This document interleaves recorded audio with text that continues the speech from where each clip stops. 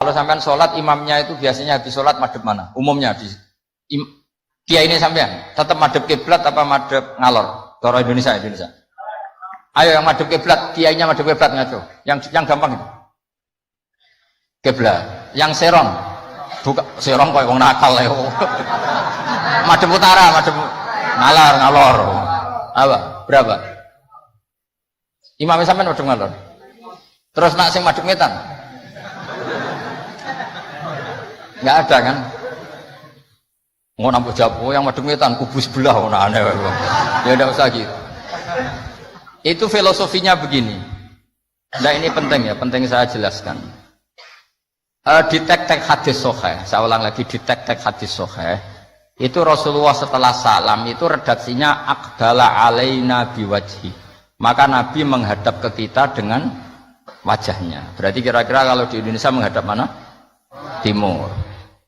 Tapi itu tidak konsisten. Konsisten itu ahyanan, tidak konsisten itu ahyanan. Nah, kenapa guru-guru kita tetap madhep kiblat? Karena afdhalul jihad itu kiblat. Kadang guru kita kadang menghadap apa? Utara. Tapi sebagian guru kita juga kadang menghadap ke timur, misalnya langsung ngaji. Itu filosofinya gini di beberapa syarah di Fathul Bari itu. Nabi itu kan sholat, dengerin ya, Nabi itu sholat. Makmumnya itu rata-rata itu kadang 7 kilo dari dalamnya Nabi. Dengerin ya, berapa? 7 kilo, udah pakai motor ninja enggak, 7 kilo pakai onta. Kalau sampean bilang 7 kilo pakai motor kan cepet. Resikonya apa? Ini dengerin, awas kalau salah. Berarti kalau salah sanad. Maksudnya sampean yang salah, bukan saya. Artinya andekan, tak ulang lagi, andekan Nabi tetap berposisi menghadap kiblat, maka makmum yang baru datang tuh ngira Nabi masih sholat. Sehingga harus kadung Allahu Akbar langsung duduk, karena ngiranya Nabi masih, padahal Nabi sudah tidak sholat. Maka untuk mengantisipasi itu Nabi memaklumatkan diri dengan akhwalnya, perilakunya, beliau menghadap makmum supaya ada kepastian kalau beliau sudah selesai sholat. Sehingga karena illatul hukmi seperti ini, kita fleksibel, kadang madhep kiblat, kadang madhep ngalor, kadang madhep ngetan. Itu ada filosofinya, orang gagah-gagahan. Ada yang madhep ngetan terus. Pokoknya Nabi seperti ini, tidak seperti itu. Semua perilaku Nabi yang tidak wajib itu disara-sara disebut ahyanan, sesekali tempo. Maka yang penting bagi imam itu begini. Yang penting setelah selesai salam itu tunjukkan kalau sholat kamu selesai. Makanya banyak yang terus astagfirullahaladzim buantar untuk menunjukkan ini sudah mulai wiridan badas sholat. Jadi sebetulnya kalau menurut fikih beling itu boleh saja kamu mengatakan bersalam wis bar lo dulu. Tapi itu kan beling sekali masuk bar sholat. Tapi itu bagus untuk kelas kamu maksudnya supaya ada kepastian bahwa sholatnya sudah selesai. Oh, Nabi Udud. Wah, ini malah lebih sesat lagi yang di belakang ini. Itu ada ilmunya, sampean cek di Fathul Bari. Supaya kenapa saya cerita ini biar yang menghadap ngalor juga fanatik, yang menghadap ngetan juga tidak. Karena itu hanya untuk menunjukkan kalau Nabi sholatnya sudah selesai. Coba bayangkan Nabi itu idola kan, sudah jauh-jauh 7 kilo. Ke situ naik unta atau naik kuda, terus ngerti Nabi masuk madhep kiblat, mesti cara sampean alhamdulillah Nabi urung salam kan gitu. Barang wis melok lungguh jebule Nabi subhanallah alhamdulillah. Lah terus makmume beling, wah rugi aku. Repot, mosok makmum Nabi kok muni rugi. Mari Nabi ra kondo nak wis bar. Perkara ndak kira-kira seperti itu. Nah, daripada perkara Nabi secara ahwal menunjukkan kalau sholatnya selesai, Nabi menghadap makmum sebagai maklumat kalau sholatnya sudah selesai. Clear ya? Sehingga kamu tidak perlu berdebat sunat mana Gus, madhep ngalor sama madhep ngetan. Kok malah takok sunat? Ngaji sik lagi takok. Senengane gugat. Ya ngaji sik, alim sik lagi takok. Lah nek salim rasa takok ya alhamdulillah.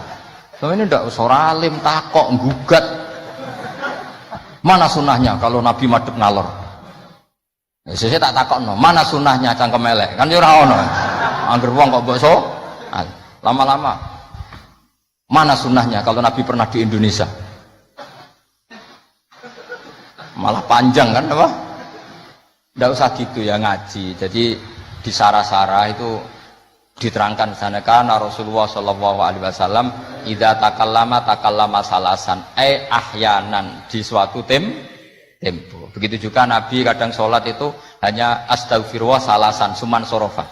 Beberapa kali Nabi sholat itu hanya baca istighfar 3 kali suman sorofa. Ya sudah segitu aja. Ada yang Allahumma a'inni ala zikrika wa syukrika wa husni ibadati. Ada riwayat yang sabbahawa salasan wa salasin wa hammadawa salasan wa salasin wa kabbarawa salasan. Terus kiai-kiai khusuk semua yang ahyanan ini dikombinasikan jadi satu. Jadi kita yang ahlul ilmi ini eskal. Wong Nabi itu paketnya satu-satu, tapi oleh kiai khusuk itu semuanya dirangkum jadi paket lengkap. Ini ya ada, tasbihnya ya ada, doanya ya ada. Maka makmum-makmum yang kesibukan ini bingung, ini gimana ini kok paket lengkap, kan lama akhirnya. Lewong sholat yang rukun saja lama nggak boleh, apalagi wiridan. Maksudnya bukan terus nggak boleh ya enggak, maksudnya yuk mikir makmum. Makanya diantara ciri khas Indonesia itu walinya sebagian diyakini dari Samarkand, dari Tashkent, Uzbek, sebagian tentu. Itu saya ketika mondok di Mbah Mun, itu Mbah Mun yang mimpin sholat. Itu kalau wiridan ya separuh sudah bubar. Saya pernah di Lirboyo melihat ya separuh sudah bubar. Ternyata yang kelakuan kayak gitu ada di Uzbek. Meskipun imamnya mursyid separuh bubar. Itu tradisi yang bagus, harus ditiru. Artinya harus ditiru gini, untuk menjaga konstitusi wong nunggu guru ono separuh.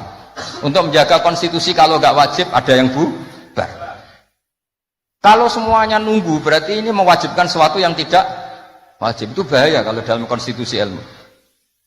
Sayyid Abdullah bin Husain bin Thohir yang ngarang Sulam Taufik itu diantara masalah besar dalam ilmu apa? Ijabu malam yajib, mewajibkan sesuatu yang tidak wajib. Sehingga para ulama itu yang ikuti Sulam Taufik yang dikarang Sayyid Abdullah bin Husain bin Thohir, benar ya? Abdullah bin Husain bin Thohir. Itu kalau muridnya wiridan terus sudah mau, cung ora wajib kok wiridan terus, kok dikira wajib. Tapi nak tahu ora tau wiridan ya dia sunat ora tau mbok lakoni. Nah itu akhirnya di Indonesia itu bagus, pondok-pondok besar di Indonesia kalau kiainya, padahal yang imami kiainya, apalagi ketua keamanan malah ditinggal. Oh penggane nangkep wong kan gitu. Saya dulu pernah sholat, Mbah Mun nggak ngimami, yang ngimami ketua keamanan itu belum takbir separuh sudah bubar. Karena kecewa kan kita ingin makmum Mbah Mun, ngapain ini yang maju? Wah repot. Ya jadi tradisi itu jangan pahami yang macam-macam ya. Bubar separuh, anggap saja menjaga konstitusi ilmu bahwa tidak boleh yang nggak wajib berstatus wajib. Tapi yang tetap wiridan ya monggo, mungkin tidak punya kesibukan. Sehingga Quran itu fleksibel. Orang baik itu siapa? Orang baik adalah yadhkuruna wa qiyamau wa qu'udaw wa ala junubihim. Jadi wiridan tidak harus lungguh, sambil berdiri ya boleh, sambil jalan ya boleh. Fa idza qudiyatis sholatu fantasiru fil ardi wabtahu min fadlillah wazkurullaha katsiran. Itu ayat wazkurullaha katsiran itu setelah fantasiru ya sudah, kalau mau bubar ya bubar enggak apa-apa. Tapi harus selalu ingat Allah. Jadi dulu itu ulama dulu itu rileks. Makanya di kenangan hadis-hadis sahih faminna man kada, sebagian kita begini, sebagian kita gini. Padahal itu masih disaksikan Rasulullah Shallallahu Alaihi Wasallam karena enggak boleh ijabu malam yajib. Jadi dari Sayyid Abdullah bin Husain bin Thohir pengarang Sulam Taufik, di antara kesalahan dalam ilmu adalah apa? Mewajibkan sesuatu yang tidak wajib. Sehingga Rasulullah saking menjaga konstitusi itu, Rasulullah itu figur yang luar biasa.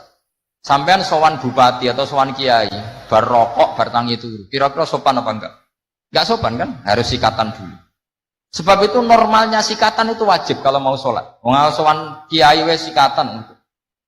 Tapi Nabi kalau mewajibkan sikatan, maka melanggar konstitusi ilmu, karena mewajibkan sesuatu yang tidak. Padahal Nabi berhak, karena beliau Nabi, musyarrek.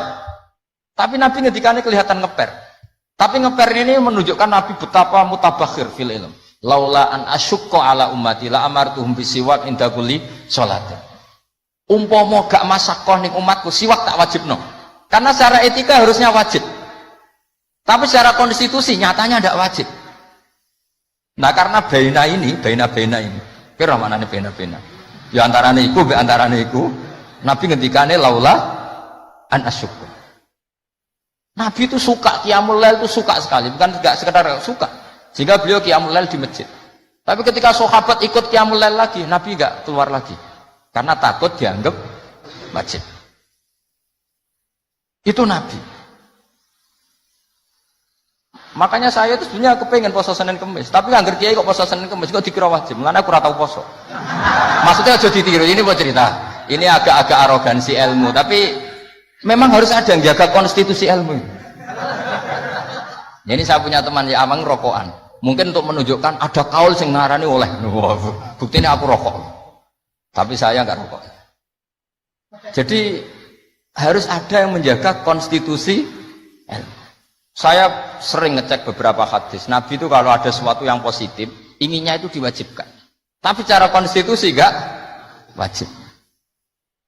Misalnya menggambarkan betapa pentingnya taatnya istri sama suami. Nabi ngendikan gimana tuh? Kalau saja boleh seseorang makhluk boleh sujud sama makhluk, maka saya akan memerintahkan seorang istri bersujud sama suaminya. Tentu suami yang tidak kayak sampean, maksudnya itu gambaran.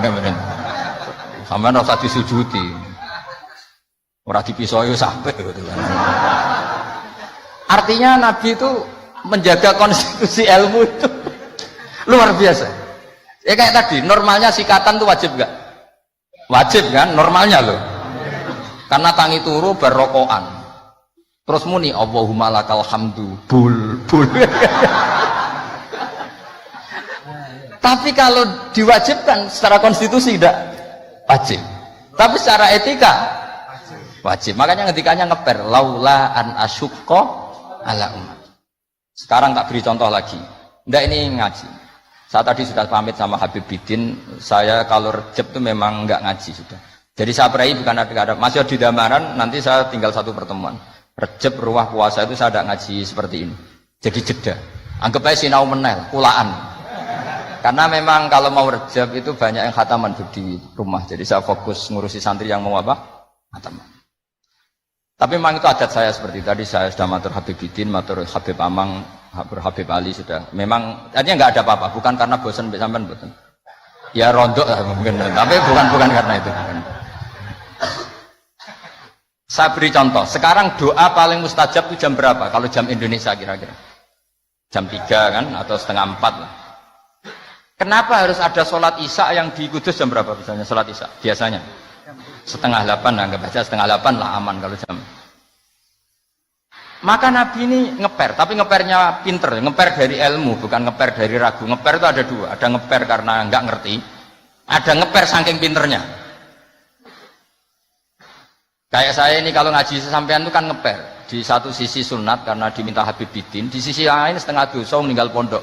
Itu mesti ngeper, kalau orang alim ngeper. Kayak sampean ngaji ini, saya tidak tahu malaikat ditulis ngaji cari ilmu, apa nggak dari masalah di rumah, tidak tahu saya. Itu orang alim pasti ngeper. Beda tipis ya. Itu mesti, itu bukan mungkin, mesti. Coba status anda ini nyari ilmu, apa nggak dari masalah? Sebagian ya nyata nyari ilmu yang nggak punya masalah, sebagian ya memang. Maka penjaga kuburan di wali-wali tak tanya. Wong sing tukang ziarah piye? Ngene Gus, nak ziarah sak jam, biasanya wong bener. Nek telung dino alamat ket. Itu bukan karena hebat, mesti utangnya akeh. Apa meneh nak sak wulan, wah. Rondok itu mesti rondok buran baton. Maka Mbah Mun pernah cerita ke saya. Jadi kiai itu ya sinau, kadang ya keliru. Tak pikir keliru apa? Ternyata gini.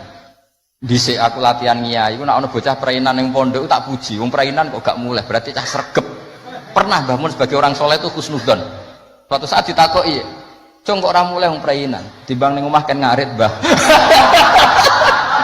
Kagetnya Mbah Mun. Lha cung tiwasa husnudzoni. Ya kan daripada ning omah prainan ngarit kan ada ning pondok. Coba kalau sampean ini di rumah, mau ambek bojomu, kono anak murusi. Lawang tutup, pedosem lebokno. Daripada gitu ngaji gitu. Tapi ya ada yang, tapi tidak semua. Saya yakin tidak semua, cuma banyak. Enggak, ini bukan suudon, ini ilmu. Ilmu itu tidak suudon. Ilmu itu analisis, apa? Analisis. Loh itu betul loh. Saya meskipun guyon itu punya sanad. Nabi itu setiap kali ada perempuan hijrah ke Madinah, pertanyaan pertama gimana? Kamu ikut saya karena iman billah wa rasuli, apa kamu ada masalah dengan suami? Jadi kalau sekarang kamu ngaji, ini ada masalah sama istri apa nyari ilmu? Ayo jawab. Kalau nyari ilmu, buktinya dapat apa enggak? Kan nyari tidak perlu ketemu, Gus, ya sudah dibantah. Saya teruskan ya. Betapa Rasulullah itu luar biasa, menjaga konstitusi ilmu, tapi yang menjaga etika. Sudah, kalau doa mustajab 3:30 atau jam 3. Kenapa sholat isya 7:30? Yang di waktu yang tidak begitu itu Nabi pernah sholat isya itu 3:30 kalau jam Indonesia kira-kira. Sampai Umar masyhur itu. Nama Sibyan, orang-orang sudah tidur. Oh, Umar sampai bengok-bengok supaya Nabi itu bangun. Tapi bangunin Nabi gak berani. Pokoknya bikin agak gaduh supaya Nabi memperhatikan. Dulu nggak ada sholawatan pakai terbang. Kalau ada mungkin terus sholawatan. Akhirnya Nabi rawuh, senyum-senyum Nabi. Saya tahu kalian protes karena sholat saya tidak lazim. Biasanya 7:30 kok ini 3:30 kira-kira gitu. Tapi laula ana syukko ala ummati. Andai kan saya tidak beratkan umatku. Yang benar sholat isya ya jam seperti ini. Karena ini saatul ijabah. Jadi Nabi itu antara mengakui kalau itu saatul ijabah karena yanzilu rabbuna iku idza yabqa sulusul lailil akhir. Tapi dengan kenyataan kalau itu diteruskan masyaqqah bagi umatnya. Tapi kalau Nabi tidak pernah melakukan, dikira waktu afdol sholat isya tetap 7:30. Padahal ada yang afdol yaitu 3:30. Entah jam 3 atau 3:30. Maka Nabi ngendikannya 2 kali. Kalau saja tidak memberatkan umatku, maka mereka akan saya ajak sholat isya ya jam seperti ini karena jatuh pada saatil ijabah. Tapi kan berat gak kalau sampai jam isya 3:30? Berat apa berat sekali? Berat sekali. Jadi ilmu itu harus dijaga konstitusinya. Ya, ilmu itu konstitusinya harus apa?